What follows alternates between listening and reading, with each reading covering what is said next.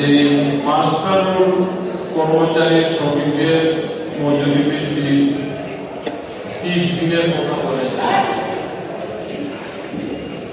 আমরা এই master role এবং দৈনিক মজুরির যে বিষয়টি, আমরা তো হুট করে কিছু করতে পারবো না। এটা ইন্টারন্যাশনাল স্ট্যান্ডার্ড বা বাংলাদেশের অন্য যে স্ট্যান্ডার্ড, সেই স্ট্যান্ডার্ডই আমরা মেনটেন করতে হবে। বিশেষ করে 30 দিনের বিষয়টা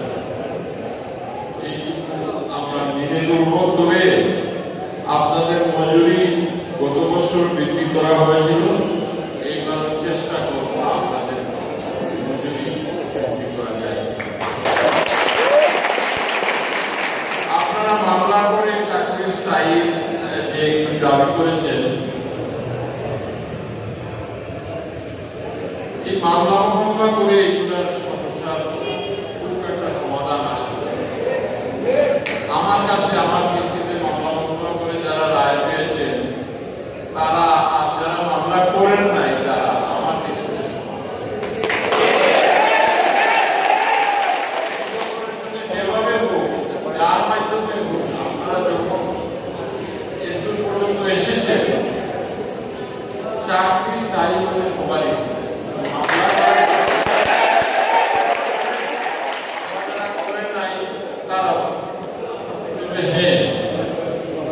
আমরা এটাকে মুক্তি হব। আমি আপনাদের দাবি করার আগেই এই বিষয়ে নিয়ে আমরা চাকরি স্থায়ীকরণের ক্ষেত্রে শুধুমাত্র যে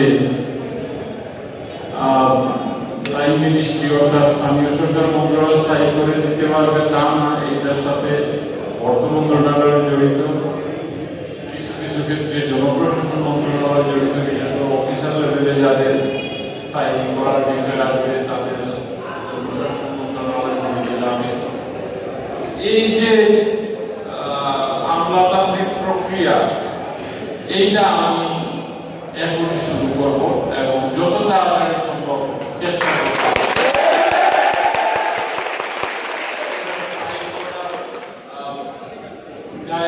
সেই বিষয়টা আশা করি গত কয়েক সময় সম্ভব হবে। যদি শুরুই না করি তাহলে সফল হব।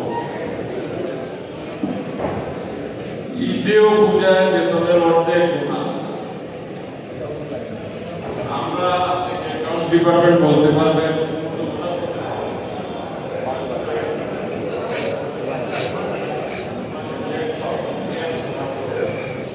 আমি আমার কর্মকর্তাদের সাথে আলাপ করে এই বিষয়টা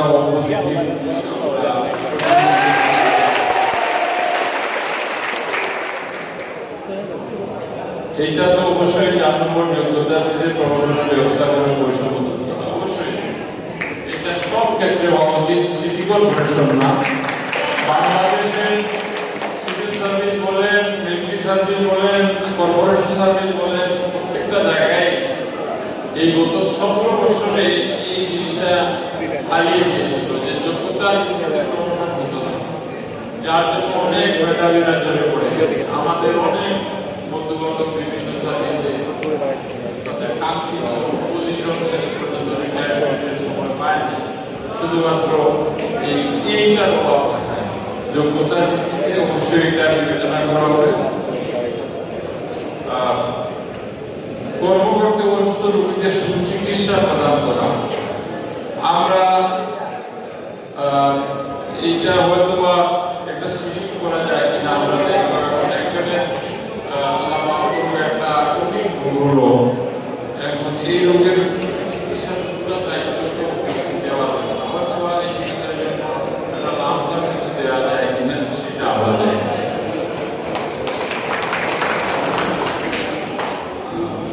আর পে স্কেল তো আসলে সত্যি কথা যেটা আপনাদের স্থায়ী চাকরি না হওয়া পর্যন্ত এইগুলোর মধ্যে তো আবার আপনারা ওইভাবে আসতে পারবেন না। আর এইটা আমি বুঝলাম না, লেবারদের চাকরি মাস্টার রোল করানো এবং ব্যাংকের মাধ্যমে বেতন তো আপনারা পাচ্ছেন, কিভাবে পাচ্ছেন? এটা কি বেতন আসতে চাইলে কোনো অসুবিধা আছে? টাকা তো পাচ্ছেন।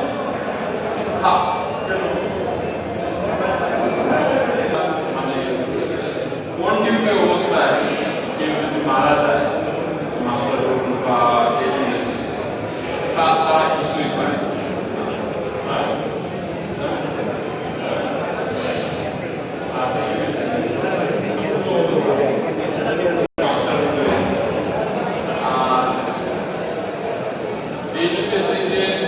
যারা তাদের মারা যায় এই বিষয়টা আমরা লেন্থ সার্ভিস এইগুলো একটু বিবেচনা করে পরবর্তীতে আমরা অফিসের সাথে আলাপ করে এটা আবেদিন আছে বা যারা এখন দেখা গেল একজন ডেইলি বেসিস লেবার আজকে জয়েন করছে দুদিন পরে সে আবার একটা অনেকদিন চাকরি করে সুবিধা পায় বিষয়টা এটা তো বলা হয় এটা আমার অফিসের সাথে আলাপ সার্ভিস আমি অ্যাড্রেস করেছি আপনারা একটু কাজ মনোযোগী হবেন কাজের সময় ঘোরাফেরা করবেন না কাজ যত সময় সরকারের নির্ধারিত ঘন্টা সেই সময়টুকু আপনারা একমাত্র ইঞ্জিনিয়ারিং ডিপার্টমেন্টের লোকজনের একটু সাইড ভিজিটের ব্যাপার থাকে পর্যব্যবস্থাপনা যারা আছে তারা তো পর্যব্যবস্থাপনা যারা আছে পর্যায়ের মিটিংয়ের জন্য তারা বাইরে থাকবে আর অফিসের যারা আছে তারা অফিসে যাবে আশা রাখি আমরা একই পরিবারের সবাই একত্রিত হয়ে